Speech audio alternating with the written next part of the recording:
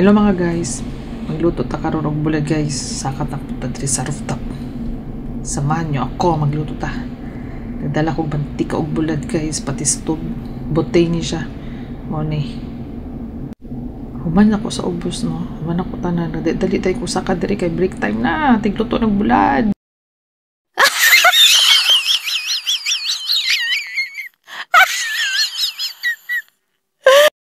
Kay kung lutuon na to sa sulod sa kitchen dyan nila, hastang baho magkabuang taglimpyo.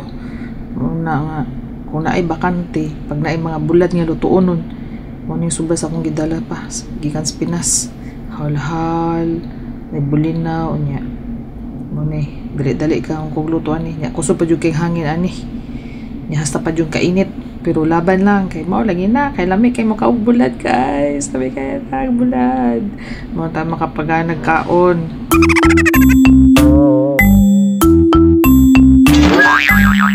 Nya wa jud na sila kabalo nga. Nagaluto mi des taas. Mo na nga ang isa sa mo mga amo diri murang nakabantay na na. Pero hilom-hilom lang. Pero ang amo nga babae nga tiguang tigtulog jud yang mga orasa. Wa gyud siya kabalo.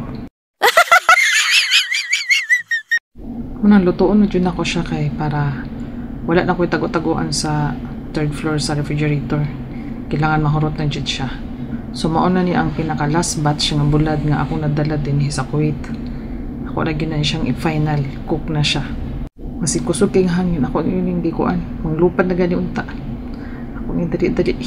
Dari, pag magluto sila og isda, pag mamandal si madam na magluto og isda, dari, okay ra po makaluto tag mga isda, magkawat-kawat tagluto sa kitchen og bulad kay pagkahuman ana magbukor man na sila.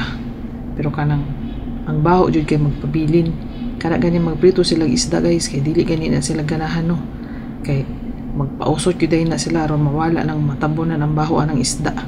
Mo na kung bulad ang lutoon mubuto jud ang kabaho, di ba? Astang lamian na kana astang lamian na hurot na yung bahawa na guys.